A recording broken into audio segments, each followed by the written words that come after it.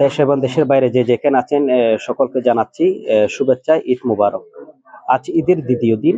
এই ঈদের দ্বিতীয় দিনে আমরা দেখতে পাচ্ছি কক্সবাজারের দ্বীপ উপজেলা কুতুবদিয়ার এক ব্যতিক্রমী আয়োজন, যে একটি স্বেচ্ছাসেবী সংগঠন জাপান ফাউন্ডেশন বাংলাদেশের নামের একটি স্বেচ্ছাসেবী সংগঠনের উদ্যোগে যারা মসজিদের ইমাম এবং মুয়াজ্জিম এবং মাদ্রাসার যারা শিক্ষকরা রয়েছেন, যে সমস্ত শিক্ষকরা এই কোরবানির ঈদে কোরবানি দিতে পারেননি, তাদের জন্য তারা মাংস বিতরণের আয়োজন করেছেন। এবং পাশাপাশি এতিমখানার যারা এতিমখানার শিক্ষার্থীরা রয়েছেন এবং হতদরিদ্র রয়েছেন, তাদেরকেও আমরা এখানে এসে দেখতে পেয়েছি, তাদেরকেও মাংস বিতরণ করা হচ্ছে। আমরা আপনারা এখানে দেখতে পাচ্ছি যে যারা আবাম ফাউন্ডেশন বাংলাদেশের যারা সংশ্লিষ্ট যারা আছেন তাদের সাথে আমরা কথা বলছি। তারা আমাদেরকে যেটা জানিয়েছেন, দুটি গরু এখানে জবে করা হয়েছে। জবে করে যে সমস্ত মাংস হয়েছে সেই মাংসগুলো কিন্তু এখানে যারা মসজিদের ইমাম, মুয়াজ্জিম, হতদরিদ্র পরিবার এবং এতিমখানার শিক্ষার্থীদের মাঝে কিন্তু তারা তাদের সেই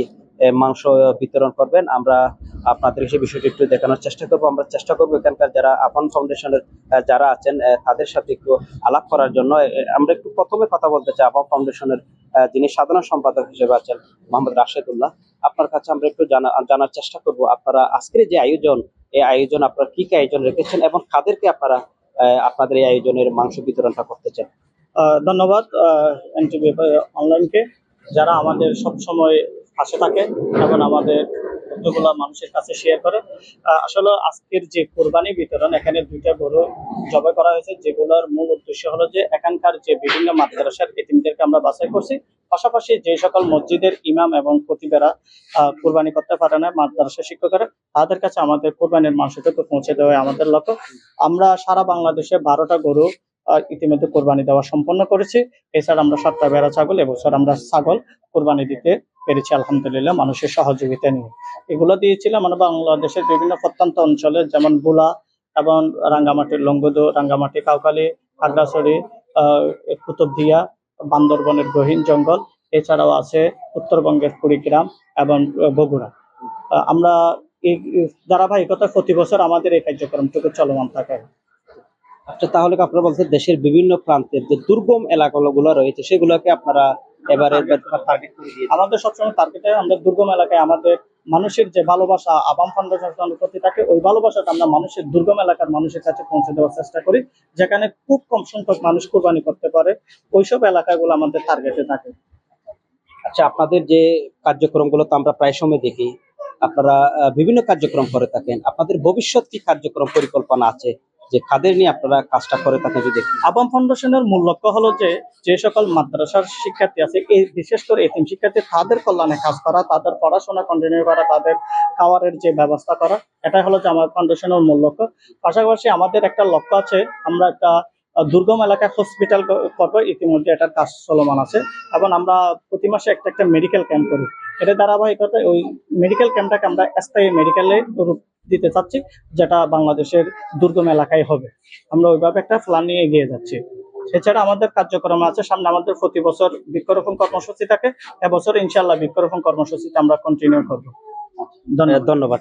দর্শক, আমরা কথা বলতেছিলাম যে আবান ফাউন্ডেশন বাংলাদেশের যিনি সাধারণ সম্পাদক হিসেবে তিনি দায়িত্ব পালন করছেন জনাব রাশেদুল্লাহর সাথে আমরা কথা বলতেছিলাম। দর্শক, আপনাদেরকে যদি জানিয়ে রাখি, আবান ফাউন্ডেশন বাংলাদেশ বিভিন্ন দেশের বিভিন্ন প্রান্তেই তারা বিশেষ করে এই সংগঠন মসজিদ ভিত্তিক, অর্থাৎ হেফজখানা আছেন, মসজিদ, মাদ্রাসায় তারা কাজ করে থাকেন। পাশাপাশি যে সমস্ত অসহায় মানুষগুলো আছেন তাদেরকে স্বাবলম্বী করার জন্য তাদের যে স্বাবলম্বী প্রজেক্ট আছে, সে স্বাবলম্বী প্রজেক্টের আওতায় কিন্তু অনেক হতদরিদ্র পরিবার কিন্তু তারা স্বাবলম্বী হয়েছেন, সেটা কিন্তু আমরা ইতিমধ্যে দেখতে পেয়েছি তাদের কার্যক্রমগুলা। আমরা একটু চেষ্টা করবো আবান ফাউন্ডেশনের যাতে যিনি আছেন, যিনি চট্টগ্রাম বিজ্ঞান ও প্রযুক্তি বিশ্ববিদ্যালয়ের সম্মানিত প্রভাষক জনাব ডক্টর মুর্শেদুল মামুন ভাই আছেন, আপনি যদি আমাদেরকে একটু জানাতেন আপনাদের যে কার্যক্রমগুলা আমরা অতীতে দেখেছি খুবই প্রশংসার দাবিদার রাখে আপনাদের এই বিষয়গুলা। আজকে আমরা দেখতে পাচ্ছি ঈদের দিন না করে আপনারা ঈদের দ্বিতীয় দিনকে কেন আপনারা এখানে বেছে নিয়েছেন? বিশেষ করে আমরা এখানে দেখতে পাচ্ছি যারা হতদরিদ্র, আমরা ইমাম, মুয়াজ্জিম এবং মসজিদের ইমামরা আছেন এবং শিক্ষার্থীরা আছেন এবং হতদরিদ্র অনেক পরিবারকে দেখছি, তাদের যাদের পক্ষে কিন্তু কোরবানি করা সম্ভব নয়, আসলে কিভাবে আপনারা এটা একটু সংগ্রহ করে নিলেন একটু বলবেন? ধন্যবাদ। আসসালামু আলাইকুম। ঈদে আমরা প্রতি বছরে এই প্রোগ্রাম অ্যারেঞ্জ করে থাকি, কোরবানির মাংস। এটার মূল উদ্দেশ্য আমাদের কোরবানির যে মূল উদ্দেশ্য আত্মত্যাগ, এবং পশু কোরবানির মাধ্যমে সেই আত্মত্যাগকে আমরা প্রকাশ করে থাকি আল্লাহ সুবহানাহু ওয়া তাআলার নির্দেশ অনুসারে। তো প্রতি বছরের মতো আজকে এই প্রোগ্রাম আমরা অ্যারেঞ্জ করছি। ঈদের দিন আমাদের হুজুররা এবং বাকি হতদরিদ্র মানুষেরা ব্যস্ত থাকেন, কারণ ওই দিন সবাই কুরবানি দেন এবং ওই দিন সবার থেকে ওরা সংগ্রহ করতে পারে। ঈদের পরের দিন আমরা দিনটা বেছে নিয়েছি যাতে সুশৃঙ্খল ভাবে জিনিসগুলা বিতরণ করা যায় এবং তারা বাকিদের থেকেও জিনিসগুলো সংগ্রহ করতে পারে, আর সাথে আমাদের থেকেও যাতে সংগ্রহ করতে পারে ঈদের পরের দিন। সেই জন্য আমাদের আজকে এই আয়োজন। যদি আমাদেরকে আপনাদের জানতে যে আবান ফাউন্ডেশন আপনি উপদেষ্টা হিসেবে আছেন, দেশের বিভিন্ন প্রান্তে কিন্তু আপনাদের এই কার্যক্রমগুলা পরিচালিত হয়ে থাকে, আসলে এই কার্যক্রমগুলো পরিচালিত করতে গিয়ে আপনাদের কোনো চ্যালেঞ্জিং মোকাবেলা করতে হয় কিনা আপনার? হ্যাঁ, যেহেতু আমাদের প্রোগ্রাম গুলা অ্যারেঞ্জ করা হয় দুর্গম এলাকায়, সেক্ষেত্রে আবহাওয়া একটা বড় ফ্যাক্টর থাকে এবং ওখানে যাওয়া আসা, ওখানকার অনেক কর্মী ওখানে পাওয়া যায় না, সেক্ষেত্রে কষ্ট হয়ে থাকে। আবার দেখা যায় ওই জায়গায় বিতরণ করতে গিয়ে সঠিক মানুষকে খুঁজে বের করা, সঠিক লোকদেরকে খুঁজে বের করা, এটা একটু কঠিন হয়ে থাকে। আলহামদুলিল্লাহ আমাদের আবাম ফাউন্ডেশনের সদস্যরা অনেক কষ্ট করে, অনেক মেহনতি সদস্য এখানে আছে। ম্যাক্সিমাম মানুষ সবাই এখানে ভলান্টিয়ারি কাজ করে থাকে। তো ওরা ভলান্টিয়ারি ভাবে এই কাজগুলা সুন্দরভাবে সম্পন্ন করে। সেক্ষেত্রে আমাদের আল্লাহ রহমতে এই যে প্রবলেম গুলো ফেস করতে হয় অন্যদেরকে, সেক্ষেত্রে আমাদেরকে সেই প্রবলেম গুলো অনেক কম ফেস করতে হয়। ধন্যবাদ। আমরা কথা বলতেছিলাম আবান ফাউন্ডেশনের উপদেষ্টা।